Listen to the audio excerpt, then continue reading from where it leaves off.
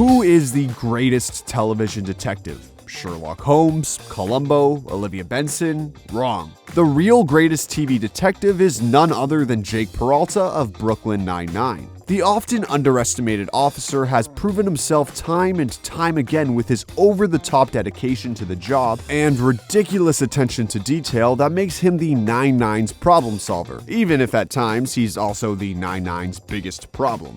Sure, and I sat through a whole play once, so I can get through anything. By far, my favorite Jake Peralta moment is also one of his best solves. I mean, sure, Olivia Benson has taken down her fair share of criminals, but has she ever caught a bad guy using the luscious tones of the Backstreet Boys? No, she has not. Peralta set a lineup for a witness who heard the suspect singing along to the music at the bar. In particular, the classic song, I Want It That Way. Jake then has all of the perps sing a part of the song for the witness. Eventually, Jake commits so hard that perp number 5 has no choice but to belt it out with all he's got. Oh, chills. Literal chills. It was number 5. Number 5 killed my brother. Oh my god, I forgot about that part. I think perhaps the best episode of the entire series is The Box, which features Jake going head-to-head with one of his most resilient suspects, Sterling K. Brown. Brown played a successful dentist who was being questioned about the slaying of his business partner. Peralta and Holt interrogate him well into the night, but he dances around them with no effort at all. Eventually, Holt actually tries to get Peralta to throw in the towel, stating that he's letting his pride get in the way. That's when Jake has one of his classic epiphanies and rushes back into the interrogation room. He makes up a story about how the dentist was lucky to get away with the crime and that it was sloppy work. The prideful criminal couldn't allow Jake to insult his masterfully planned scheme, and ended up confessing to the whole thing. Oh damn. Oh damn. Before Jake and Amy got together, Amy was with Teddy. I really didn't like Teddy. Jake, on the other hand, simply didn't like how close he and Amy were getting in their relationship. In order to distract himself from their relationship, Jake took on a case that was deemed unsolvable. This episode shows just how dedicated Jake gets to a case when he puts his mind to it. While Terry goes home and all but declares this case a fool's gambit, Jake stays up all night and solves it. Plus, I think I'm hallucinating because pretty sure I just heard your biceps mocking me. The answer was that the body they found wasn't actually Nate Dexter, and that the presumed victim was actually the criminal all along. Figuring out that he needed to find a 9-fingered man was the epiphany that proved that this unsolvable case was anything but. Is there anything better than the annual Brooklyn Nine-Nine Halloween Heist? That's a trick question because, of course, there isn't. The first of these heists was when Holt and Jake got to really test their wits against each other. Holt's early assessment of Jake proves to be his downfall, as he would have never suspected Jake would ask the rest of the squad to help him steal Holt's medal. Jake is the only one who ends the day as the ultimate detective genius, though he wouldn't keep this title for long.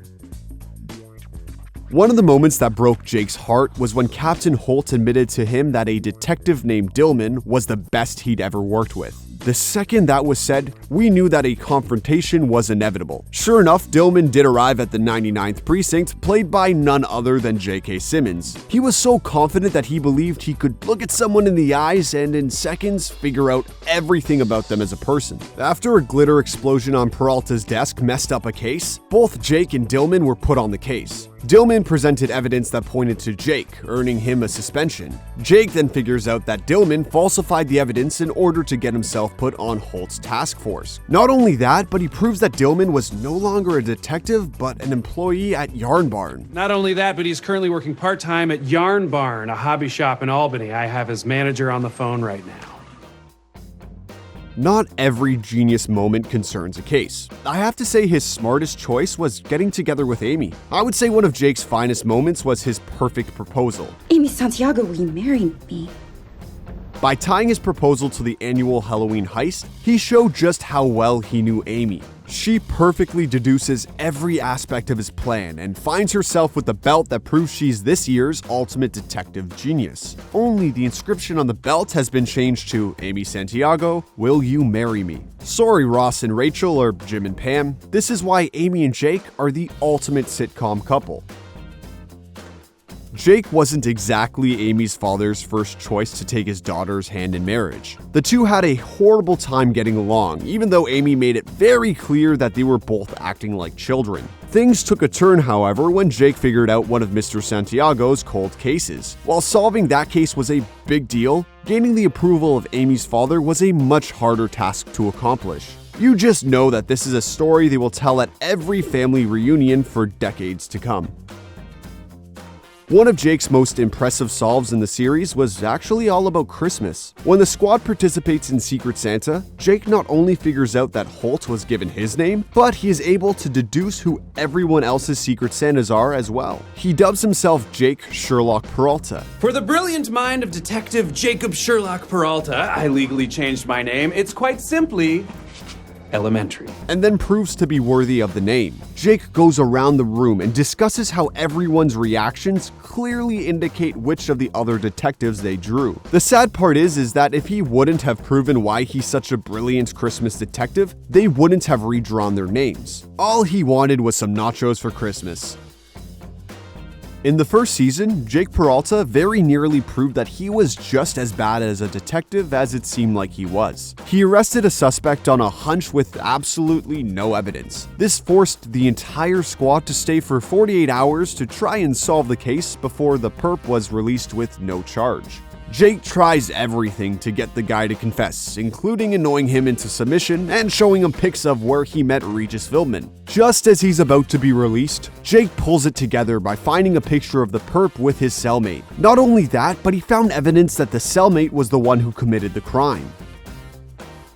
Most of the time, Jake's big epiphanies are about very specific details he noticed that no one else would have had the patience to figure out. Then, there are times where he picks up on something so obvious that it's shocking no one came to the realization before him. That was definitely the case with Brooklyn Nine-Nine's most grizzled undercover agent, Detective Fuzzy Cuddlebear. Jake and Amy respond to a robbery at an electronics store with very little evidence to go on. That's when Jake pulls out surprise footage of the robbery taking place. One of the cameras in the electronics store was a teddy bear nanny cam that caught the whole thing. Santiago was shocked that Jake figured this out so quickly, but apparently he arrived at the scene before her, figured out everything, and then pretended like he just arrived. I mean, I think that just gives the criminals more time to get away, but it was probably worth it just for the joke.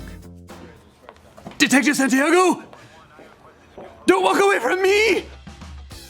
Chances are that Jake's final season at the 9-9 will feature some of his best solves to date. More importantly though, will he be the one to win the final Halloween heist?